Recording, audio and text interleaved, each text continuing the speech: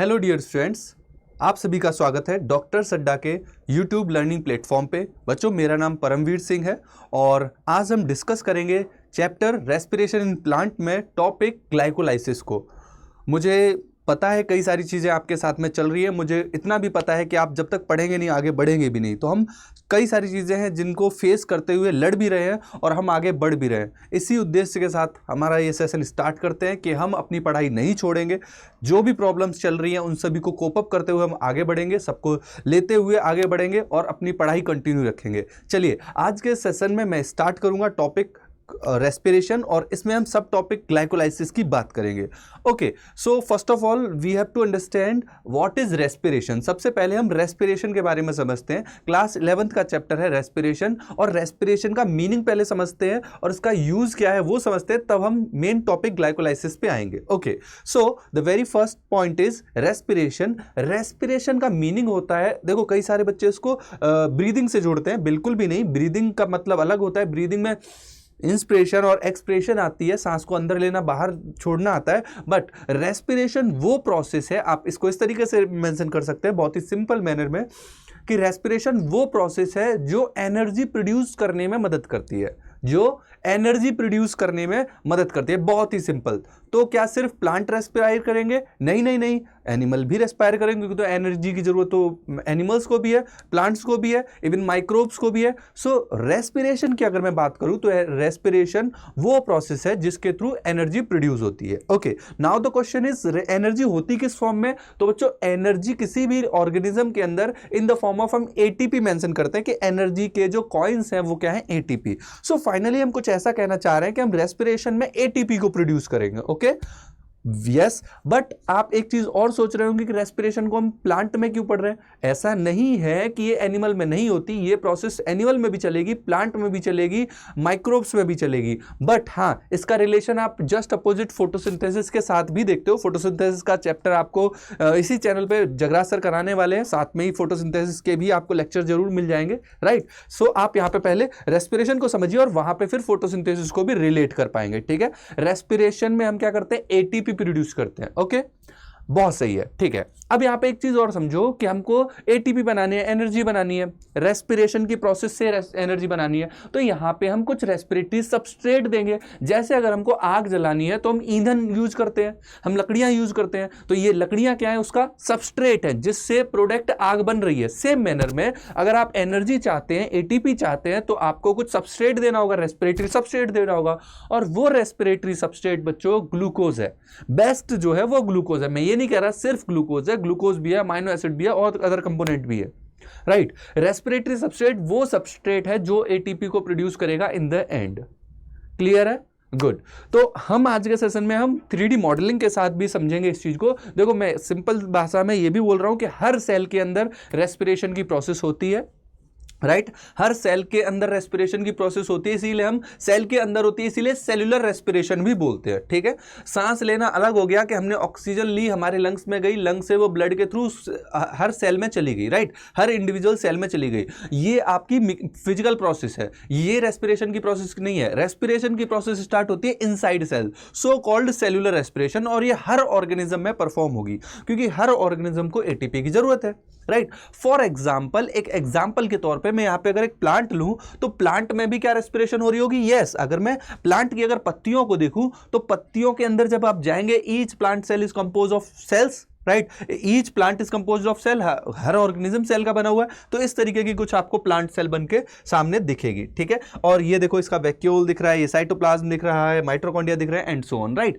मैं अभी आपको बोर्ड पे लिख के भी बताऊंगा, बट 3D मॉडल की मदद से भी हम समझेंगे। अगर मैं इसके साइटोसोल में चलूं और साइटोसोल में यहां पे आपको जो माइटोकॉन्ड्रिया दिखेगा, तो माइटोकॉन्ड्रिया में भी कुछ प्रोसेस होती है आगे की, और ग्लाइकोलाइसिस वो है वो हमेशा याद रखना कहां पे होगी? साइटोसोल में, ठीक है। ग्लाइकोलाइसिस कहां पे होगी? साइटोसोल में। चलिए, मैं एक बार एनसीईआरटी के साथ भी आपको लेके चलूंगा, डोंट वरी। हमारा जो आज का गोल है, अगर मैं इस particular chapter respiration in plant की बात करूं तो एनसीईआरटी जब आप उठाएंगे तो आप वहां पे देखेंगे यहां पे कई सारे टॉपिक आते हैं, जैसे डू प्लांट ब्रीथ, क्या प्लांट ब्रीथ करते हैं, glycolysis, fermentation, aerobic respiration, respiratory balance, एम्फीबोलिक pathway और फाइनली रेस्पिरेटरी क्वेश्चन, राइट। ये फर्दर टॉपिक हैं जो एनसीईआरटी में आपको दिए हैं पॉइंट वाइज पॉइंट। बट आज का जो हमारा डिस्कशन का टॉपिक है दैट इज ग्लाइकोलाइसिस। हम ग्लाइकोलाइसिस पे थोड़ा सा स्टक रहेंगे, ठीक है, ओके। सो यहां पे मैं कुछ पॉइंट्स आपको मेंशन करते चलता हूं जिनको आप थोड़ा सा ध्यान रखेंगे और मैं क्रिस्प पॉइंट में लेके चलूंगा चीजों को। हमारा जो डिस्कशन है that is on glycolysis. But before moving forward glycolysis, on glycolysis हम पहले जरा रेस्पिरेशन के बारे में भी पढ़ लेते हैं। और सिर्फ 3 वर्ड बोल रहा हूं, उनको ध्यान रखना है। देखो रेस्पिरेशन में आप क्या देखेंगे, रेस्पिरेशन वो प्रोसेस है जिसमें एनर्जी प्रोड्यूस होती है, एनर्जी प्रोड्यूसिंग प्रोसेस।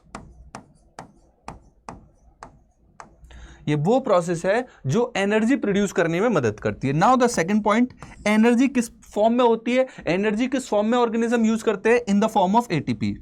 एनर्जी की जो फॉर्म होती है, या जो एनर्जी यहां पे प्रोड्यूस होती है, एनर्जी फॉर्म होती है in the form of ATP.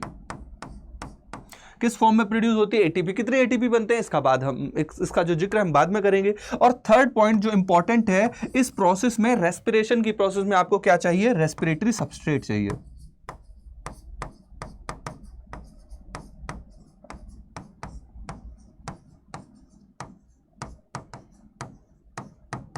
और ये जो मोस्ट फेवरेट रेस्पिरेटरी सबस्ट्रेट है बेटा वो मोस्ट फेवरेट रेस्पिरेटरी सबस्ट्रेट आपका ग्लूकोज है। तो ये रेस्पिरेशन के रेस्पेक्ट में आप कुछ छोटी छोटी चीजें जरा ध्यान रखिएगा। और अब हम क्या देखेंगे, रेस्पिरेशन को जरा समझना स्टार्ट करते हैं। देखो रेस्पिरेशन की प्रोसेस आप क्या देखेंगे, सेल के अंदर परफॉर्म होती है, सो कॉल्ड सेल्यूलर रेस्पिरेशन। इसीलिए हम क्या बोलते हैं इसको, सेल्यूलर रेस्पिरेशन बोलते हैं, राइट। बिल्कुल सही बात है। अच्छा, cellular respiration in presence of oxygen भी हो सकता है, इन एब्सेंस ऑफ ऑक्सीजन भी हो सकता है, राइट। तो हम उसकी बात बाद में करेंगे। वैसे तो ये आप क्या देखोगे, इन प्रेजेंस ऑफ ऑक्सीजन, जब ऑक्सीजन प्रेजेंट होगी, या आप इसको ऐसे लिख लो कि यहां पे ऑक्सीजन प्रेजेंट है और ऑक्सीजन एब्सेंट है, तब भी ये प्रोसेस होती है, राइट। और अगर प्रेजेंट है ऑक्सीजन तो उस समय एरोबिक रेस्पिरेशन वर्ड यूज होता है, और जब नहीं है तो एनएरोबिक वर्ड यूज होता है, बहुत ही सिंपल मैनर में। हालांकि इसके और डेप्थ में हम जाएंगे और फर्मेंटेशन और अदर प्रोसेस की भी बात करेंगे, राइट। बट अभी ऊपर ऊपर से चीजें इस तरीके से समझो कि जब ऑक्सीजन प्रेजेंट है, ऑक्सीजन की प्रेजेंस में रेस्पिरेशन की प्रोसेस हो रही है, तो आप इसको क्या बोल रहे हो, एरोबिक प्रोसेस। क्या बोलेंगे आप इसको, एरोबिक रेस्पिरेशन, एरोबिक। और जब नहीं है तो एनएरोबिक। क्लियर है। सो आप रेस्पिरेशन को इस तरीके से भी बोल रहे हो कि in presence of oxygen aerobic respiration, absence में एनएरोबिक रेस्पिरेशन। आप चाहे एरोबिक रेस्पिरेशन की बात करें, चाहे आप एनएरोबिक रेस्पिरेशन की बात करें, दोनों ही केस में आप क्या देखेंगे, ग्लाइकोलाइसिस कॉमन स्टेप है। ग्लाइकोलाइसिस क्या है, एक कॉमन स्टेप है, राइट। अब हम जरा ग्लाइकोलाइसिस की बात करते हैं, ठीक है। अब हम बात करेंगे ग्लाइकोलाइसिस की। मैंने ये ओवरव्यू में समझाया, अब जरा आप ग्लाइकोलाइसिस को समझो। ग्लाइकोलाइसिस को हम ईएमपी पाथवे भी बोलते हैं। क्या बोलते हैं, ईएमपी पाथवे।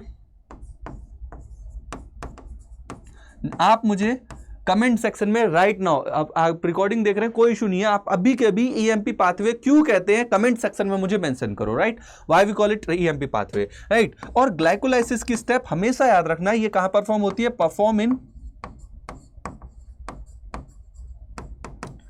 साइटोसोल। कहां परफॉर्म हो रही है बेटा, ये साइटोसोल में परफॉर्म हो रही है। ग्लाइकोलाइसिस कहां परफॉर्म हो रही है, ग्लाइकोलाइसिस साइटोसोल में परफॉर्म हो रही है, इसीलिए साइटोसोलिक रेस्पिरेशन का बुक बोलते हैं इसको, राइट। आप क्या देखोगे इस पर्टिकुलर प्रोसेस में, आप एक ग्लूकोज मॉलिक्यूल जो कि 6 कार्बन का होता है, सबको पता है 6 कार्बन का जो ग्लूकोज होता है वो किस में कन्वर्ट हो जाएगा भाई, 2 मॉलिक्यूल ऑफ पायरुविक एसिड। और एक पायरुविक एसिड 3 कार्बन का होता है। बहुत ही सिंपल मैनर में मैंने बोला, राइट। और इस प्रोसेस में आप यहां पे नोटिस करेंगे कि यहां पे एनर्जी बन के निकलेगी और वो नेट जो एटीपी नेट जो गेन होगा, नेट गेन बोल रहा हूं मैं, जो नेट एनर्जी आ रही है वो कितनी आ रही है, 2 एटीपी, 2 एटीपी नेट मिलेंगे और 2 NADH, ये हमको नेट एनर्जी मिलेगी, राइट। क्या कोई कार्बन डाइऑक्साइड रिलीज हुआ? नहीं, कोई कार्बन डाइऑक्साइड रिलीज नहीं हुआ। नेट जो एनर्जी हमको मिल रही है वो इस तरीके से मिल रही है। मैंने बहुत ही क्रिस्प मैनर में समझाते हुए कि माइंड में एकदम हिट करे चीजें, उसी रेस्पेक्ट में यहां पे मेंशन किया है, ठीक है। जरा अब हम थोड़ा सा इसका 3D पार्ट भी समझ लेते हैं। क्या हम इसी तरीके से चीजें देख रहे थे? यस। तो हमने क्या देखा बेटा, हमने देखा कि अगर हम एक प्लांट को ऑब्जर्व करें तो नो डाउट प्लांट सेल से बना हुआ है, और हम प्लांट के इनसाइड जाएंगे तो हम देखेंगे कि सेल्स है। सेल में आप देखोगे कि प्लांट में वैक्यूल होती है, प्लाज्मा मेम्ब्रेन है, सेल वॉल है, न्यूक्लियस है, साइटोप्लाज्म है। अगर इस साइटोप्लाज्म में अंदर चलें तो आप क्या देखेंगे, साइटोप्लाज्म वाले पार्ट में ही यहां पे एक इवेंट परफॉर्म हो रहा है, दैट इज कॉल्ड ग्लाइकोलाइसिस। इस ग्लाइकोलाइसिस में आप बोल रहे हो कि एक जो ग्लूकोज है वो 2 पायरुविक एसिड में बदल रहा है, और इसमें नेट जो एटीपी बन रही है वो 2 एटीपी बन रही है, राइट। नेट एटीपी कितनी बन रही है? 2 एटीपी। 2 एटीपी के साथ साथ 2 NADH भी बनते हैं, जो कहां चले जाते हैं, अंदर चले जाते हैं। तो क्या नेट बना, 2 एटीपी नेट बने हमारे पास, 2 एटीपी ये नेट बने, और यहां पे हमको 2 NADH मिले, राइट। मैंने अभी जो आपको डायग्राम में मेंशन भी किया था, राइट। अब हम इसी प्रोसेस को थोड़ा सा जूम करेंगे, क्योंकि ग्लाइकोलाइसिस के अगली वाली स्टेप में क्या होता है, जो पायरुविक एसिड बनते हैं वो पायरुविक एसिड माइटोकॉन्ड्रिया में जाते हैं। तो आगे की जो प्रोसेस है वो कहां परफॉर्म होगी, माइटोकॉन्ड्रिया के अंदर परफॉर्म होगी, राइट। कि पायरुविक एसिड जो है वो किस में कन्वर्ट हो रहे हैं, आगे एसिटाइल कोएंजाइम में कन्वर्ट हो रहे हैं, and so on further, right. But यहां पे एक चीज और नोटिस करो कि पायरुविक एसिड जब अंदर जाते हैं तो उनका भी ऑक्सीडेशन होता है, वो भी ब्रेक डाउन होते हैं, आगे भी एनर्जी प्रोड्यूस होती है। क्या एक ग्लूकोज से 2 एटीपी और 2 NADH बन रहे हैं? नहीं नहीं नहीं नहीं नहीं। अभी ये जो NADH है, NADH से हम एटीपी बनाएंगे, बट वो प्रोसेस आगे की है। हमको अभी ध्यान देना है ग्लाइकोलाइसिस पे। तो जब ग्लाइकोलाइसिस की तरफ आप बढ़ेंगे तो आपको यहां पे सीरीज ऑफ इवेंट देखने को मिलेंगे। Keep in mind, glycolysis is 10 step process. Glycolysis is 10 step process. मैं वो पहले स्टेप्स आपको मेंशन करूंगा और तब मैं आगे आपको समझाते हुए चलूंगा, ठीक है। चलिए, तो यहां तक आपने जो मैंने बोर्ड पे चीजें समझाई थी वो मुझे उम्मीद है आपने समझी होंगी। अब जरा आप इस चीज को समझिए कि जो ग्लाइकोलाइसिस है बेटा, वो ग्लाइकोलाइसिस क्या है, 10 स्टेप प्रोसेस है। मैं यहां पे मेंशन कर रहा हूं, ग्लाइकोलाइसिस इज 10 स्टेप प्रोसेस। इसीलिए देखो मैं पहले आपको खुद समझा के दिखा रहा हूं, बना के दिखा रहा हूं, जिससे आपके माइंड में कोई कंफ्यूजन ना रहे, जिससे आपके माइंड में कोई कंफ्यूजन न रहे। फिर मैं आपको 3D मॉडल की मदद से भी चीजें समझाऊंगा। देखो, ग्लाइकोलाइसिस की स्टेप में आप क्या देखेंगे, 10 स्टेप प्रोसेस है। सबसे पहली स्टेप मैं यहां पे डिवाइड कर लेता हूं, 5 प्रोसेस एक एक साइड में बता देता हूं। देखो, पहली स्टेप में आप क्या देखोगे, जो ग्लूकोज है वो कन्वर्ट होगा किसमें, ग्लूकोज 6 फॉस्फेट में। किसमें कन्वर्ट हो रहा है, ग्लूकोज 6 फॉस्फेट में। आप एक चीज नोटिस भी कर रहे हो कि अभी ये ग्लूकोज था, ग्लूकोज 6 फॉस्फेट हो गया, मतलब 6 पोजीशन पे एक फॉस्फेट लग गया है। तो वो फॉस्फेट ऑब्वियस सी बात है किसी एटीपी ने दिया होगा, एटीपी एडिनोसिन ट्राइफॉस्फेट ने दिया होगा, और वो एडीपी में कन्वर्ट हो गया डाइफॉस्फेट में, क्योंकि एक फॉस्फेट यहां पे आके चिपक गया है उसका, एक फॉस्फेट देखो ये आके लग गया है इसके पास, right. This is the point, okay. Obvious सी बात है, अगर ये स्टेप चल रही है, ये स्टेप काम कर रही है, तो यहां पे कोई एंजाइम होगा, और वो एंजाइम है हेक्सोकाइनेज।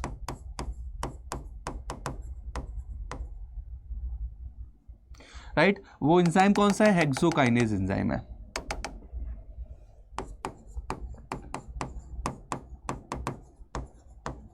सारे एंजाइम ध्यान रखने की बिल्कुल जरूरत नहीं है, मगर मैं जितने मेंशन करूं उतने तो एटलीस्ट पहला तो जरूर याद रखना।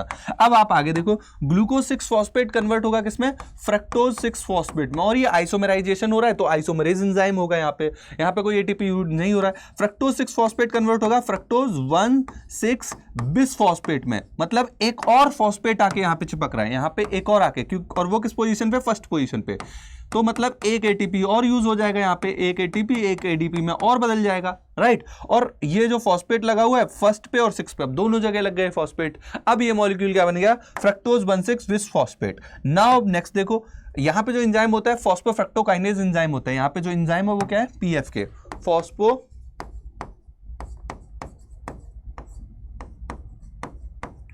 Fructo kinase, फॉस्फोफ्रक्टोकाइनेज। अगली स्टेप में क्या देखेंगे, फ्रक्टोज 1,6 बिसफॉस्फेट जो कि 6 कार्बन का मॉलिक्यूल है। अब ये ब्रेक हो जाएगा किसमें, 2 मॉलिक्यूल में। कौन कौन से मॉलिक्यूल, वो एक्चुअली मॉलिक्यूल होते हैं ग्लूकोज ग्लिसरल्डिहाइड 3 फॉस्फेट। वो मॉलिक्यूल कौन से हैं, ग्लिसरल्डिहाइड 3 फॉस्फेट, ग्लिसरल्डिहाइड 3 फॉस्फेट। और ये ग्लिसरल्डिहाइड 3 फॉस्फेट इंटर कन्वर्टेबल होते हैं डाई हाइड्रोक्सी एसीटोन फॉस्फेट में। ये किसमें इंटर कन्वर्टेबल है, डाई हाइड्रोक्सी एसीटोन फॉस्फेट में। और ये रिवर्सिबल स्टेप्स हैं, ये क्या है, रिवर्सिबल स्टेप है। तो अब आप क्या नोटिस कर रहे हैं कि यहां पे ये 6 कार्बन का ग्लूकोज था, ये 6 कार्बन का ग्लूकोज 6 फॉस्फेट में बना, ये 6 कार्बन के ही फ्रक्टोज 6 फॉस्फेट में बना, ये 6 कार्बन के ही फ्रक्टोज 1,6 बिस फॉस्फेट में बना। फिर ये 3 कार्बन के 2 मॉलिक्यूल ग्लिसरल्डिहाइड 3 फॉस्फेट में ब्रेक हो चुका है। ये जो इतनी स्टेप आपने देखी, ये एक्चुअली में 5 स्टेप है। ये पहली स्टेप है, फर्स्ट स्टेप, ये सेकंड स्टेप है, राइट, ये थर्ड स्टेप है, ये फोर्थ स्टेप है, और फिफ्थ स्टेप हम इंटरकन्वर्टेबल वाली को समझते हैं, राइट। ये इंटरकन्वर्टेबल होते रहते हैं। अब ये ग्लिसरल्डिहाइड 3 फॉस्फेट आगे मूव करेगा और आगे कन्वर्जन शो करेगा, उसको हम 6 स्टेप पे काउंट करेंगे। बट अभी तक जितनी भी फेज ये चला, ये 5 स्टेप कहलाती है प्रिपरेटरी फेज। क्या कहलाएगा ये, प्रिपरेटरी फेज। इतना समझ में आया। अभी तक हमने ग्लाइकोलाइसिस की 5 स्टेप को ऑर्डर में समझा और मैंने बहुत ही बारीकी से चीजों को समझाने की कोशिश की है। एकदम कोर वाला पार्ट है ये, जब समझ जाओगे तो आप एनसीईआरटी के पार्ट को और आसानी से समझ पा रहे होगे।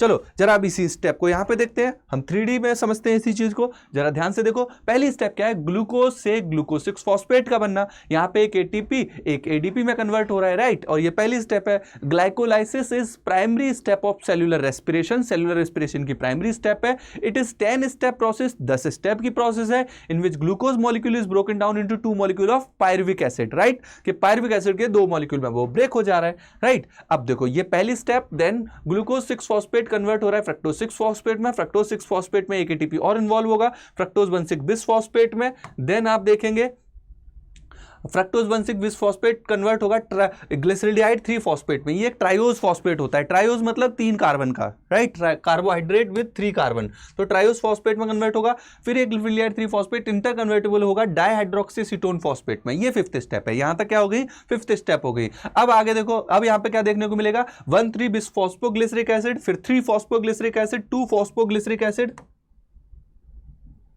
राइट। अब ये इस तरीके से रेस्ट स्टेप होंगी।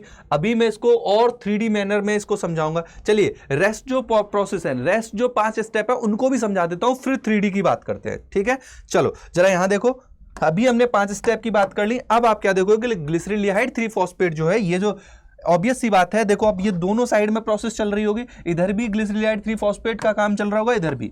अब इन दोनों ग्लिसरल्डिहाइड 3 फॉस्फेट पे काम चल रहा होगा। मैं एक को लेकर चलता हूं यहां पे। देखो ग्लिसरल्डिहाइड 3 फॉस्फेट जो है वो कन्वर्ट अब किस में हो जाएगा, 1,3 बिस फॉस्फो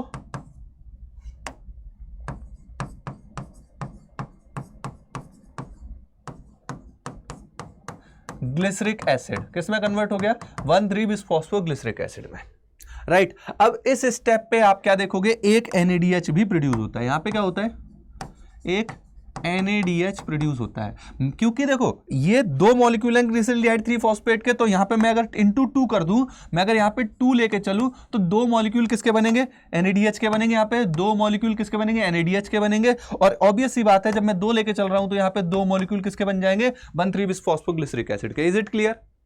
यहां पे क्या हुआ, NADH का प्रोडक्शन हुआ। अब अगली स्टेप में देखो क्या हो रहा है, ये कौन सी थी, 6th स्टेप। अगली स्टेप में देखो ये 1,3 बिस फॉस्फोग्लिसरिक एसिड अब किस में रह जाएगा, 3 फॉस्फोग्लिसरिक एसिड में। किस में कन्वर्ट हुआ, 3 फॉस्फोग्लिसरिक एसिड।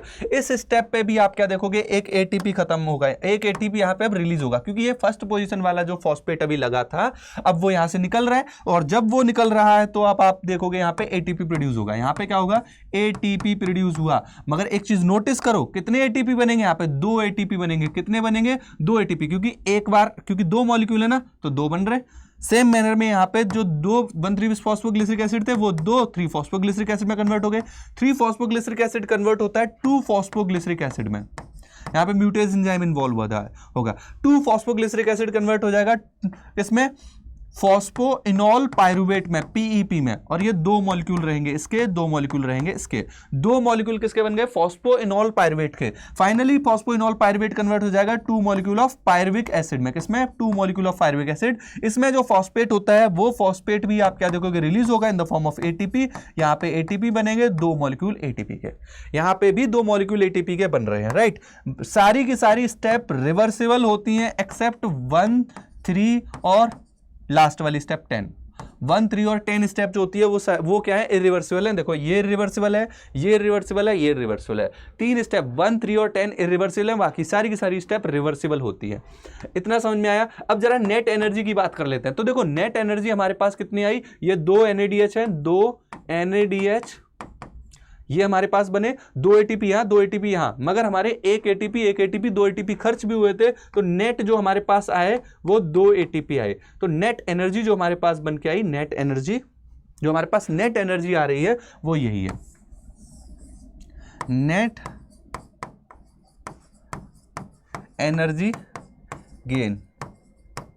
मगर अभी एक सवाल और उठता है, क्या सिर्फ यही एनर्जी हमारे पास गेन होके आएगी, क्या यही एनर्जी हमको मिल रही है? नहीं, अभी ये जो पायरुविक एसिड है ये भी अभी रेस्पिरेटरी सबस्ट्रेट की तरह काम करेगा। नोट करो मेरी लाइन को और दोबारा ध्यान से सुनो, पायरुविक एसिड भी अभी रेस्पिरेटरी सबस्ट्रेट है, ये जो पायरुविक एसिड है, क्योंकि अभी इससे हमको और एनर्जी बनानी है, अभी इससे सारी एनर्जी नहीं हमने खींची है। अभी तो इसमें से एक भी कार्बन डाइऑक्साइड के फॉर्म में ब्रेक ही नहीं हुआ, राइट। अभी तो 6 कार्बन का ग्लूकोज 3 कार्बन के 2 पायरुविक एसिड में बदला है। But this step is called universal process, क्योंकि चाहे कोई एरोबिक रेस्पिरेशन करे चाहे एनारोबिक रेस्पिरेशन करे, उन सभी में ही ये स्टेप प्रोसेस फॉलो होती ही होती है, राइट। ये स्टेप उनमें सभी में इन्वॉल्व होगी, इसीलिए हम इसको यूनिवर्सल प्रोसेस बोलते हैं। Glycolysis is universal process, right. Respiration में भी कई सारी स्टेप होती है, जैसे क्रेब साइकिल की बात करो, क्रेब साइकिल सब में नहीं परफॉर्म होगी, जबकि ये परफॉर्म होती है। Is it clear? तो इतना आपने समझा, इतना आपको समझ में आया? Yes, tell me. Is it clear to all of you? चलिए अभी जरा इसको और समझते हैं, अभी हम इसको और थोड़ा सा बेटर वे में समझते हैं। मुझे बताओ, क्या ये सारी की सारी स्टेप आपको क्लियर हो रही है? एक बार जरा ध्यान दीजिए, एक बार मैं आपको, अभी बेशक आप ध्यान से देख रहे हो इस वीडियो को, रिकॉर्ड फॉर्म में देख रहे हो, मैं आपको 5 सेकंड दे रहा हूं, जरा इन स्टेप को एक बार याद करो। चलो मैं आपको 5 से 10 सेकंड दे रहा हूं, जरा जल्दी से इसको रिवाइज करो।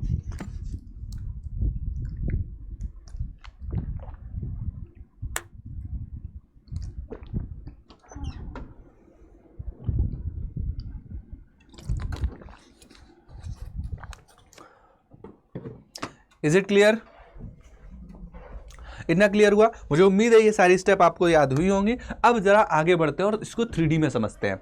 जैसे मैंने आपको बताया कि ग्लाइकोलाइसिस एक 10 स्टेप प्रोसेस है। यहाँ पे पहली स्टेप पे आपको क्या देखने को मिलता है, एटीपी आके इन्वॉल्व होगी और वो एनर्जी यहाँ पे शो कर रही है। मतलब एटीपी आके इन्वॉल्व होगा और वो एटीपी अपने फॉस्फेट को किसको दे देगा, ग्लूकोज को, और ग्लूकोज 6 फॉस्फेट बन जाएगा। ये कौन है? ये वो एंजाइम है जो ये काम करा रहा है, जिसका नाम हेक्सोकाइनेज है, right. So the very first step is perform by hexokinase. Hexokinase क्या है भाई? एक एंजाइम है जो क्या करता है, ग्लूकोज और एटीपी को लेके in the presence of this hexokinase glucose 6 phosphate बना देता है और एडीपी रह जाएगा, राइट। आपने समझा इतना? क्या हुआ यहाँ पे? आपने देखा यहाँ पे क्या हुआ, हमने प्लांट लिया, प्लांट के हम अंदर गए तो सेल हमने देखी, सेल के अंदर हम गए तो यहाँ पे हमने ग्लाइकोलाइसिस को देखा। ग्लाइकोलाइसिस एक 10 स्टेप प्रोसेस है और 10 स्टेप प्रोसेस में पहली स्टेप में हमको हेक्सोकाइनेज दिखेगा जो ग्लूकोज को और एटीपी को यूज करेगा, एटीपी से एक फॉस्फेट लेके ग्लूकोज 6 फॉस्फेट में बदल जाएगा। Is it clear? यहां पे ग्लूकोज कन्वर्ट हो रहा है ग्लूकोज 6 फॉस्फेट में विद द एंजाइम हेक्सोकाइनेज। चलिए अब आगे बढ़ते हैं, ये पहली स्टेप थी। अब दूसरी स्टेप को देखो ध्यान से। दूसरी स्टेप में ग्लूकोज 6 फॉस्फेट देखो फ्रक्टोज 6 फॉस्फेट में कन्वर्ट हो गया। हुआ क्या? आइसोमेराइजेशन। क्या हुआ यहाँ पे? आइसोमेराइजेशन। यहाँ पे क्या हुआ? अभी आपने क्या देखा? पहली स्टेप और ये देखो दूसरी स्टेप, ग्लूकोज 6 फॉस्फेट कन्वर्ट हो गया फ्रक्टोज 6 फॉस्फेट में। दिस इज कॉल्ड आइसोमराइजेशन और ये एक रिवर्सिबल स्टेप है। एंजाइम यहाँ पे इन्वॉल्व है आइसोमरेज। थर्ड स्टेप देखो, थर्ड स्टेप में आप क्या देख रहे हो? फॉस्फोफ्रक्टोकाइनेज है ये। यहाँ पे देखो एक एटीपी आया, एक फॉस्फेट और लग गया।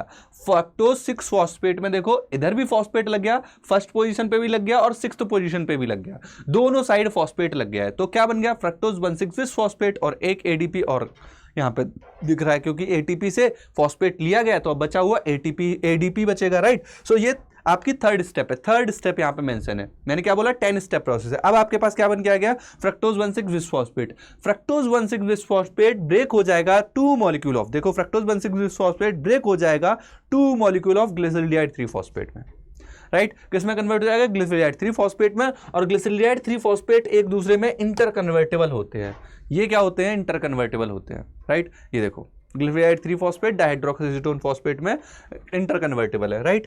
आपने क्या देखा, ग्लिसरॉल्डिहाइड 3 फॉस्फेट डायहाइड्रोक्सीएसीटोन फॉस्फेट में बदल सकता है, ये फिर इसमें आ सकता है, राइट। इसको हम ट्रायोस फॉस्फेट आइसोमरेज बोलते हैं, आइसोमराइजेशन हो रहा है यहाँ पे।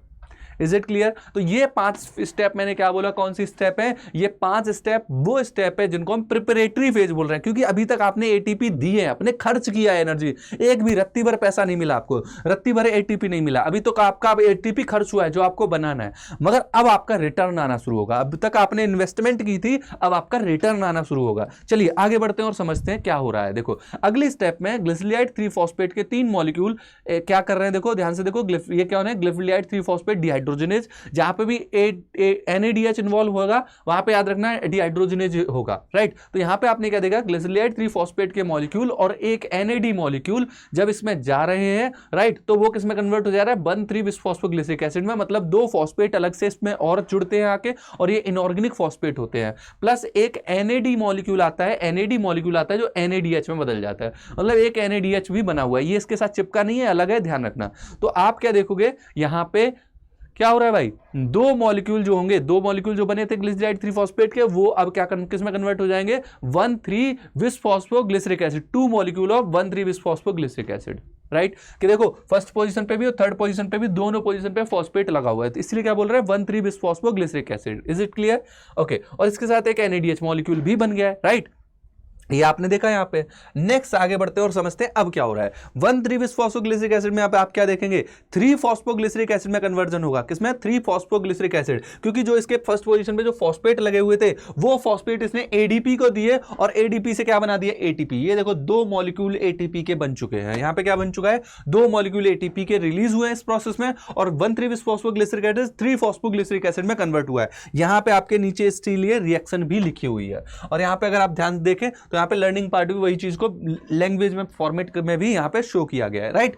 अब आप क्या देख रहे हैं, 3 फॉस्फोग्लिसरिक एसिड कन्वर्ट होगा 2 फॉस्फोग्लिसरिक एसिड में, देखो 3 फॉस्फोग्लिसरिक एसिड था, अब आप क्या देख रहे थे, थर्ड पोजीशन पे फॉस्फेट लगा हुआ था, अब देखो फर्स्ट सेकंड पोजीशन पे आ गया, इसलिए 2 फॉस्फोग्लिसरिक एसिड बोल रहे हैं। कौन सा एंजाइम इन्वॉल्व है इसमें, फॉस्फोग्लूकोम्यूटेज, मैंने मेंशन किया था म्यूटेज इन्वॉल्व होता है इसमें। तो इसने क्या किया, 3 फॉस्फोग्लिसरिक एसिड को, मतलब थर्ड पोजीशन पे जो फॉस्फेट लगा हुआ था उसको उठा के सेकंड पे ट्रांसफर कर दिया, तो अब क्या बन गया, 2 phosphoglyceric acid. Now in this 2 phosphoglyceric acid it will convert into phosphoenol pyruvate. अब ये किसमें कन्वर्ट हो जाएगा, फॉस्फोइनॉल पायरुवेट में, और इस प्रोसेस पे वाटर भी रिलीज होता है। अगर आपसे कोई पूछे at which step of glycolysis water release, then what will you answer, do fast in the comment section. None other water release होता है 9th स्टेप पे, ध्यान रखना है इस बात को। और अब फॉस्फोइनॉल पायरुवेट का फॉर्मेशन हो चुका है, राइट। फॉस्फोग्लिसरिक 2 फॉस्फोग्लिसरिक से किसका कन्वर्जन हुआ, फॉस्फोइनॉल पायरुवेट का, और ये 9th स्टेप थी। अब आएगी लास्ट 10th स्टेप। यहां पे आप क्या देखेंगे, पायरुवेट काइनेज में फॉस्फोइनॉल पायरुवेट से फॉस्फेट हट जाएंगे, दोनों फॉस्फेट ATP के पास चले जाएंगे, तो ATP बन गया और 2 मॉलिक्यूल बन गए पायरुविक एसिड के। Is it clear. यहां पे आपने क्या देखा, फॉस्फोइनॉल पायरुवेट कन्वर्ट हुआ है पायरुविक एसिड में। बताइए इतना समझ में आया क्या, yes tell me, is it clear. Okay, so this is all about 10 step of glycolysis. Now देखो मैं अगर टॉपिक पढ़ा रहा हूं पूरा डिटेल में लेके जाऊंगा, मैंने आपको स्टेप बाय स्टेप खुद से बना के सिखाया, 3D से सिखा दिया। अब जरा NCERT को भी देख लेते कि NCERT क्या कहती है इसके बारे में, राइट। नाउ हम ये मैंने सारी स्टेप बता दी, सब कुछ समझ में आ गया होगा। अब जरा NCERT को भी देख लेते हैं, NCERT को भी नहीं छोड़ेंगे। NCERT में अगर आप देखें यही स्टेप बनी हुई है, glucose 6 phosphate, fructose 6 phosphate, fructose 1,6 bisphosphate, glyceraldehyde 3 phosphate, glyceraldehyde 3 phosphate convert into dihydroxyacetone, glyceraldehyde 3 phosphate convert into 1,3 bisphosphoglyceric acid, 3 phosphoglyceric acid, 2 phosphoglyceric acid, phosphoenol pyruvate and pyruvic acid. और हर स्टेप पे यहां पे मेंशन किया है कहां ATP रिलीज हो रहा है, कहां NADH रिलीज हो रहा है, कहां वाटर रिलीज हो रहा है। दिस इज 9th स्टेप जहां पे वाटर भी रिलीज होता है, राइट। अब जरा हम नोटिस करेंगे कि NCERT की लाइंस क्या बोलती हैं। चलिए जरा ध्यान से समझ लेते हैं। The term glycolysis has originate from the Greek word ग्लाइकोस, किससे बना हुआ है? ग्लाइकोज। ग्लाइकोज का मतलब क्या होता है? Sugar, right. और लाइसिस मतलब ब्रेकडाउन, तो ग्लाइकोज एंड लाइसिस, तो ब्रेकडाउन ऑफ ग्लूकोज से बना हुआ है word glycolysis. The scheme of glycolysis was given by Gustav Embden, Otto Meyerhoff, J. Perennis, and often referred to as EMP pathway, Embedon Meyerhoff Perennis pathway। Start में मैंने आपसे question पूछा था comment section में, मैं आंसर भी कर दे रहा हूं क्यों हम इसको EMP pathway बोलते हैं। Because 3 scientists involved in this process are Embedon, Meyerhoff, Perennis, so called EMP pathway। In anaerobic organism, मतलब जहां पे anaerobic organism मतलब जहां पे ऑक्सीजन की एब्सेंस रहती है, वो उन ऑर्गेनिज्म में it is only process in respiration. जहां पे ऑक्सीजन नहीं है वहां पे सिर्फ और सिर्फ ग्लाइकोलाइसिस रहती है, क्योंकि मैंने मेंशन किया ग्लाइकोलाइसिस ऑक्सीजन इंडिपेंडेंट प्रोसेस है, इसको ऑक्सीजन की कतई जरूरत नहीं है, ऑक्सीजन हो ना हो ये प्रोसेस काम करेगी ही करेगी, right. Glycolysis occur in cytoplasm in of the cell. Obvious सी बात है, ग्लाइकोलाइसिस कहां परफॉर्म हो रहा है? In the cytoplasm of cell. मैंने आपको 3D मॉडल की मदद से समझाया। Is present in all living organism, और जितने भी लिविंग ऑर्गेनिज्म है उन सभी में परफॉर्म होगा। देखो वही सारी बातें निकल के आ रही है, एनसीईआरटी खुद वही चीजें बोल रही है जो मैं भी आपको समझा रहा था, और मैंने आपको क्योंकि और बेटर वे में समझा दिया है तो आप ये इजीली रिलेट कर पा रहे होगे। Now look, in this process glucose undergo partial oxidation to form 2 molecule of pyruvic acid. यहां पे एक वर्ड देखो क्या यूज हो रहा है? Partial oxidation. पार्शियल ऑक्सीडेशन मतलब आधा ऑक्सीडेशन, आधा ब्रेकडाउन, क्योंकि ग्लूकोज के 6 कार्बन को जब आप कंप्लीट 6 कार्बन डाइऑक्साइड में बदल दोगे, this is called complete oxidation. क्या आपने बिल्कुल ऑक्सीडेशन किया? नहीं, आपने तो बस 3-3 मॉलिक्यूल में तोड़ दिया है, so called partial oxidation, partial breakdown, right. किस में? पायरुविक एसिड में। In plant this glucose is drive from sugar. Plant में ये कहां से आता है? ये ग्लूकोज कहां से आता है? सुक्रोज से आता है। सुक्रोज ऑब्वियस सी बात है, फोटोसिंथेसिस में ग्लूकोज बनते हैं, सुक्रोज के फॉर्म में स्टोर होते रहते हैं, which is and product of photosynthesis. और सुक्रोज क्या है भाई? एंड प्रोडक्ट है। एंड प्रोडक्ट किसी भी उसका रिएक्शन का एंड प्रोडक्ट होता है, वो स्टोरेज कर सकते हैं, उसको एक्सट्रीट कर सकते हैं, वो वेस्ट भी हो सकता है कई केसेस में, यहाँ पे बहुत ही काम का है, right. Okay, so this is end product of photosynthesis or form storage carbohydrate. और ये क्या बनता है? स्टोरेज कार्बोहाइड्रेट, जो मैं भी बता रहा था, स्टोरेज फॉर्म होता है। Sucrose is convert into glucose. अब आप क्या देखोगे यहाँ पे? सुक्रोज ग्लूकोज में कन्वर्ट होता है एंड फ्रक्टोज में बाय द एंजाइम इन्वर्टेज। आप क्या देख रहे हो? सुक्रोज किस में कन्वर्ट हो जाता है? ग्लूकोज में, और फ्रक्टोज में बाय द एंजाइम इन्वर्टेज, इसीलिए इसको इन्वर्ट शुगर भी बोलते हैं, इन्वर्टेज भी बोलते हैं। एंड दीज मोनोसेक्राइड, कौन? Fructose and glucose are readily enter into the glycolytic pathway. और ये जो ग्लूकोज है और ये फ्रक्टोज है, ये किस में एंटर करते हैं? ग्लाइकोलाइसिस में इन्वॉल्व होते हैं। Glucose and fructose are phosphorylated to give each other a glucose 6-phosphate by the activity of enzyme hexokinase। ये आपने अभी रिएक्शन में पढ़ा कि ग्लूकोज हो चाहे फ्रक्टोज हो, इनको हम फॉस्फोराइलेट कर देते हैं तो ग्लूकोज 6-phosphate, फ्रक्टोज 6-phosphate में कन्वर्ट हो जाते हैं। ये इजीली किस में कन्वर्ट हो जाते हैं? ग्लूकोज और फ्रक्टोज 6-phosphate में, राइट। एंड देन इसमें इन्वॉल्व एंजाइम कौन है? Hexokinase. This phosphorylation to form glucose into isomeric product of fructose 6-phosphate, obviously बात है, ये आइसोमराइज हो जाते हैं। फिर then subsequently step of metabolism of glucose and fructose are same. उसके आगे की प्रोसेस सारी सेम रहती है दोनों के लिए। The various step in the glycolysis are depict in the figure. अभी जो हमने फिगर देखा था वहां पे मेंशन किया था। In glycolysis a chain of 10 reaction. यहाँ पे देखो बोला जा रहा है कि 10 रिएक्शन है under the control of different enzyme. Her step अलग अलग एंजाइम पे, देखो ऐसी रिएक्शन को बोलते हैं मेटाबॉलिक पाथवे, जहां पे सीरीज में कई सारे एंजाइम ऑर्डर में अरेंज हैं और वो रिएक्शन को फॉर्म करा रहे हैं। अगला स्टेप तभी काम करेगा जब पिछला स्टेप कंप्लीट हो जाएगा। इस तरीके के पाथवे को आप मेटाबॉलिक पाथवे बोलते हो, right. Then, while studying the step of glycolysis, please note that the step at which utilization or synthesis of ATP or NADH take place. आपको ये जरा ध्यान रखना है कि किस स्टेप पे एटीपी का यूटिलाइज हो रहा है, किस स्टेप पे एटीपी और एनएडीएच सिंथेसिस हो रहे हैं। तो आप नोटिस करना, फर्स्ट और थर्ड स्टेप पे एटीपी यूटिलाइज हुए थे, 6th स्टेप पे एनएडीएच प्रोड्यूस हुआ था, 7th और 10th स्टेप पे एटीपी रिलीज हुए थे। नेट गेन 2 एटीपी और 2 एनएडीएच का था, राइट। आगे बढ़ते हैं और समझते हैं आगे के पॉइंट्स को। In the fructose 1,6 phosphate is split into the dihydroxy acetone phosphate and 3 glyceraldehyde 3 phosphate. वही वाला मॉलिक्यूल 2 मॉलिक्यूल में में ब्रेक हुआ था, we find that there is one step where NADH is formed from NAD+। यहाँ पे एक स्टेप आती है अगली वाली जिसपे NADH बनता है। This is when the 3-phosphoglyceric acid convert into 1,3-bis-phosphoglyceric acid. जब 1,3-bis-phosphoglyceric एसिड की सिंथेसिस होती है उस समय एक NADH भी बनता है। 2 redox equivalent are remove in the form of 2 hydrogen atom. अब यहाँ पे क्या देखोगे कि ऑब्वियस सी बात है कुछ मॉलिक्यूल भी रिलीज होते हैं। जब आप क्या देखोगे NAD+ NADH में बनता है तो यहाँ पे 2H+ यूज होते हैं, एक H+ यूज लग जाता है इसके साथ जिसको हम NADH बोलते हैं, और एक H+ रिलीज होता है। तो वही बोला जा रहा है यहाँ पे कि 2 हाइड्रोजन एटम भी रिलीज होते हैं इस प्रोसेस में। phosphoglyceric acid with inorganic phosphate get convert into bis-phosphoglyceric acid। यहाँ पे 1,3-bis-phosphoglyceric acid bis-phosphoglyceric acid का कन्वर्जन होता है। The conversion of bis-phosphoglyceric acid into 3-phosphoglyceric acid is also energy yielding process। याद करो इसी स्टेप पे 7th स्टेप पे ATP बताया मैंने कि 1,3-bis-phosphoglyceric acid था, अब वो 3-phosphoglyceric acid में कन्वर्ट होगा। जो फर्स्ट स्टेप का फॉस्फेट था अब वो हट जाएगा और वो किस में जुड़ जाएगा, ADP में जुड़ जाएगा और ATP बनाएगा। Another ATP is synthesized during the conversion of phosphoenol pyruvate through pyruvic acid। एक लास्ट स्टेप पे जब phosphoenol pyruvate pyruvic acid में बदलता है तब ATP रिलीज होते हैं। Can you then calculate how many ATP molecule are directly synthesized in this pathway from 1 glucose molecule. Directly कितने बन रहे हैं, डायरेक्टली 4 बन रहे हैं, मगर 2 यूटिलाइज हो रहे हैं तो नेट हमारे पास कितने आ रहे हैं, 2 नेट आ रहे हैं। ठीक है, pyruvic acid is then the key product of glycolysis. अब ये ऑब्वियस सी बात है लास्ट का की प्रोडक्ट है। This is the metabolic fate of pyruvate. What is the metabolic fate? Metabolic fate हम आगे बात करेंगे क्या फेट होगा इसका। ऑब्वियस सी बात है ये ब्रेक होकर ये भी कार्बन डाइऑक्साइड में कन्वर्ट होता है। This depend upon the cellular need, और ये किस पे डिपेंड करता है, सेल्यूलर नीड पे। अब पायरुविक एसिड का फेट क्या होगा, क्या ये लैक्टिक एसिड में कन्वर्ट होगा, क्या ये इथेनॉल में कन्वर्ट होगा, या फिर आकर इसका ब्रेक डाउन होकर कन्वर्ट कंप्लीटली कार्बन डाइऑक्साइड में कन्वर्ट होगा। ये डिपेंड करेगा आगे की स्टेप्स पे कि आगे ऑक्सीजन प्रेजेंट है ऑक्सीजन प्रेजेंट नहीं है, उन पे डिपेंड करेगा। There are 3 major ways in which different cell handle pyruvic acid produce by glycolysis. अब 3 अलग अलग स्टेप हैं जिनमें इस पायरुविक एसिड को हैंडल करते हैं। They are lactic acid fermentation, lactic acid बनेगा, या एल्कोहलिक फर्मेंटेशन, या फिर एरोबिक रेस्पिरेशन। या तो इससे लैक्टिक एसिड बनेगा लैक्टिक एसिड फर्मेंटेशन में, या एथेनॉल बनेगा एल्कोहलिक फर्मेंटेशन में, या फिर इसका कंप्लीटली ब्रेकडाउन हो जाएगा कार्बन डाइऑक्साइड में in the aerobic respiration, oxygen की प्रेजेंस में। Fermentation take place under anaerobic condition in many prokaryote and unicellular eukaryote for the complete oxidation of glucose, carbon dioxide and water. However organism adopt a Krebs cycle in which also aerobic respiration it require oxygen supply।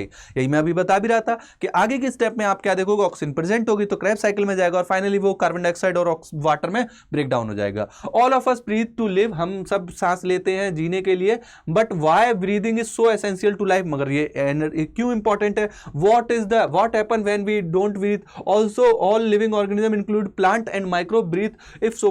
मतलब ये यही कहना चाह रहा है कि हम breathe इसलिए करते हैं ऑक्सीजन लेने के लिए। ऑक्सीजन नहीं होगी तो कंप्लीट ब्रेकडाउन नहीं हो पाएगा, एनर्जी हमको खूब सारी नहीं मिलेगी जो जरूरत होती है। right, all living organism need energy for carrying out daily activities to absorption, transport, movement, reproduction और even breathing। ये सारी steps क्या है, एनर्जी डिपेंडेंट है। where does all the energy come from? कहाँ से ये सारी एनर्जी आती है? we know we eat food for energy, but how this energy taken from the food?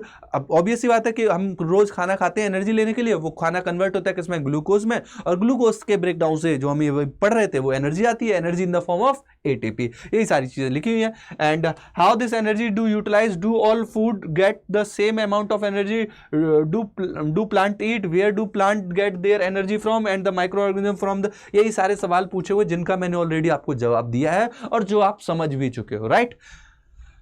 You may wonder whether several questions arise above. There may seem very disconnected, but the reality is the process of breathing is much more connected to the process of release of energy from food. Let us try to understand and how this happen. Obvious सी बात है ये जो सारी process हैं, जब भी आपने breathing बोला या अदर स्टेप बोली, ये ऑब्वियस सी बात है एनर्जी डिपेंडेंट प्रोसेस है। इन सभी में एनर्जी चाहिए। उन सभी चीज़ों का आंसर सिर्फ एक ही है, that is cellular respiration. Cellular respiration में पहली स्टेप ग्लाइकोलाइसिस है, जहाँ से एनर्जी रिलीज होना स्टार्ट हो जाती है। और आपने अभी ये कई बार नोटिस भी कर लिया कि कितनी एनर्जी प्रोड्यूस हो रही है हर स्टेप में। इज इट क्लियर ना? तो ये सारे पॉइंट्स आपको एनसीईआरटी में बताए गए हैं। एनसीईआरटी में जितने भी ग्लाइकोलाइसिस वाले पार्ट के जितने भी पॉइंट्स दिए हुए थे, जितना भी पैराग्राफ था, मैंने आपको पूरा समझाया यहाँ पे। ओके नाउ अब इसके आगे आप देखेंगे कि अगर हम फर्मेंटेशन की बात कर रहे हैं जो कि कुछ लिविंग कुछ माइक्रोब्स में परफॉर्म होता है या कई सारी जगह पे ऑब्वियस बात है ईस्ट में परफॉर्म होता है, हमारी मसल्स में भी परफॉर्म होता है, लैक्टिक एसिड फर्मेंटेशन।